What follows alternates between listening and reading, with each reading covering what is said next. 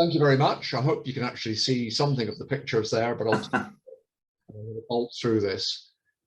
So this really feeds on very nicely for a lot of the great discussions today. And what we're talking about here is more broadly the program that we're launching to re-commercialise a range of abandoned mines that are held by the Queensland government in various forms. What we have been conducting in the last 3 months is an industry soundings program, and that is to get industry feedback to inform a process that is planned to happen now to get a range of these abandoned mines back into private hands, with the objective of getting commercial activities going again, and also to, as a collateral benefit, to get rehabilitation done where required. And we're looking at the release of an abandoned mine site for re-commercialisation. We have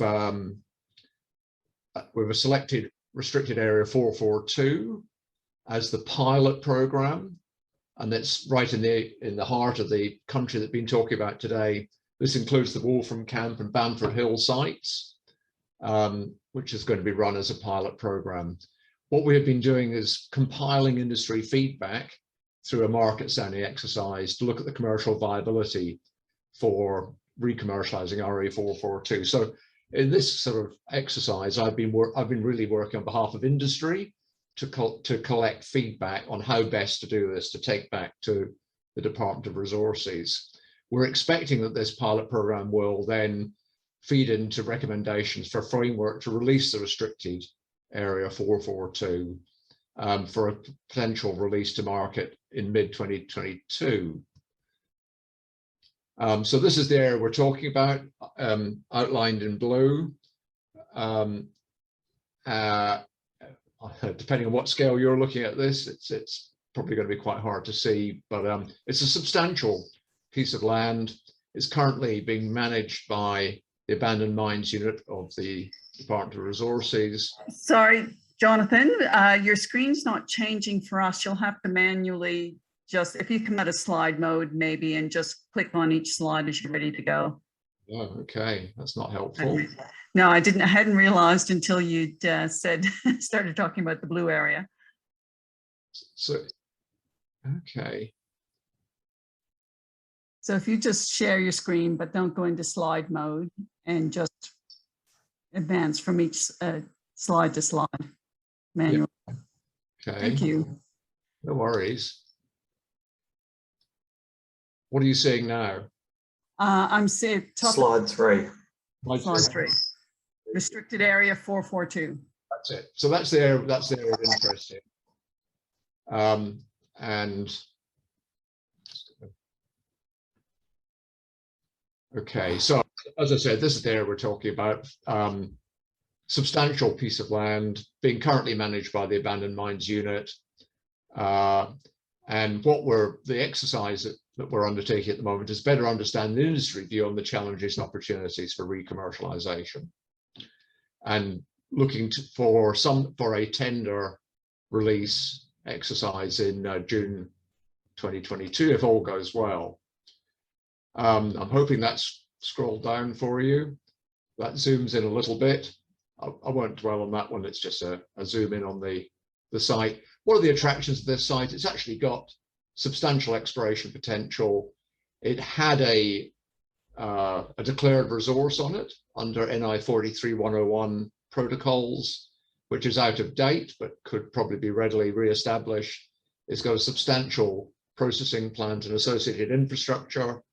It's got live power to site, road access. So there's quite a substantial asset on site.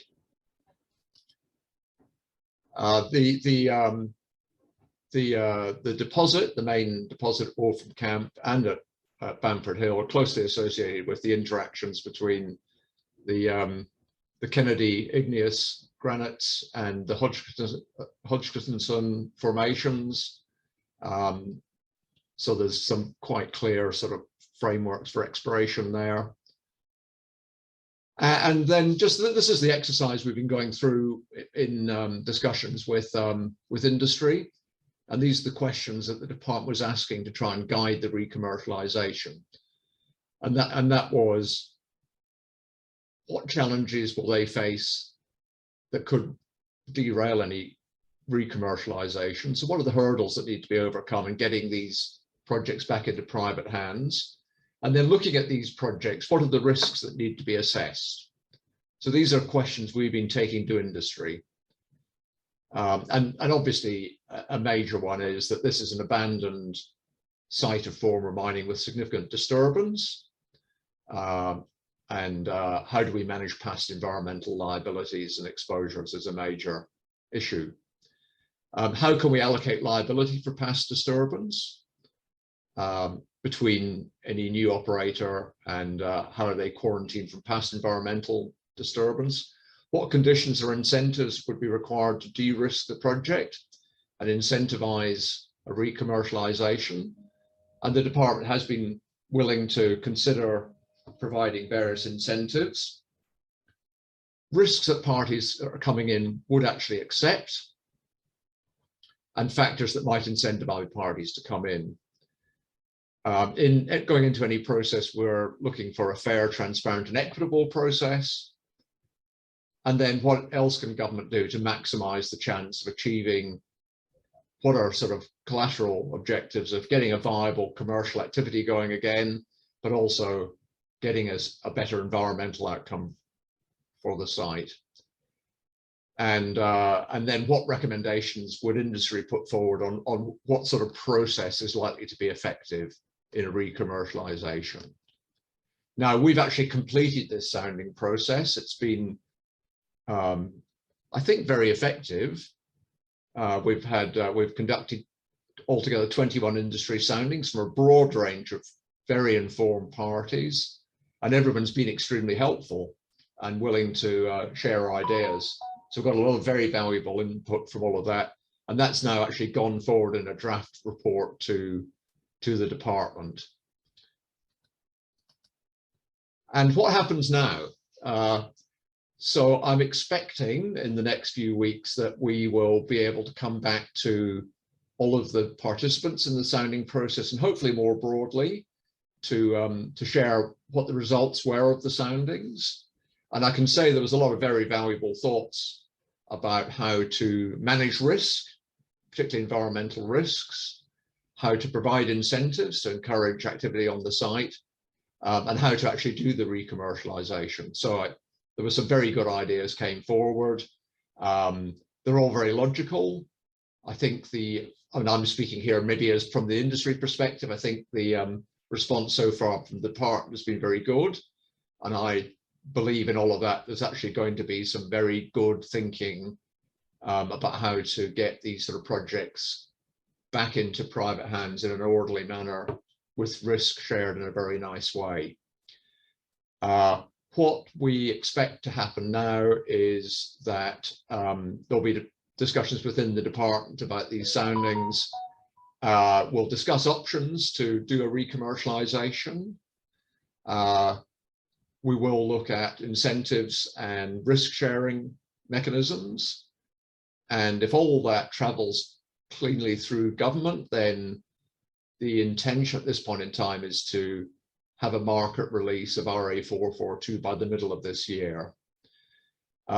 Context in all of this is that this is being run as a pilot program, and if we can get a process that works well here, then the intention will be to progress on to look at the re-commercialisation of other abandoned mine sites held under restricted areas and other forms by the government.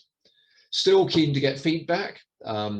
If you want to provide feedback or get involved or be informed, then make contact to the department through the email address I provided there.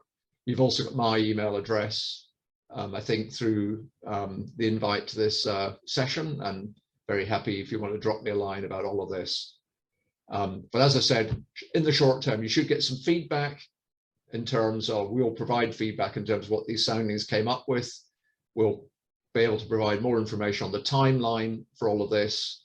And if it all goes well, we should see the market release process happening before the middle of the year. So that's all from me. Thank you.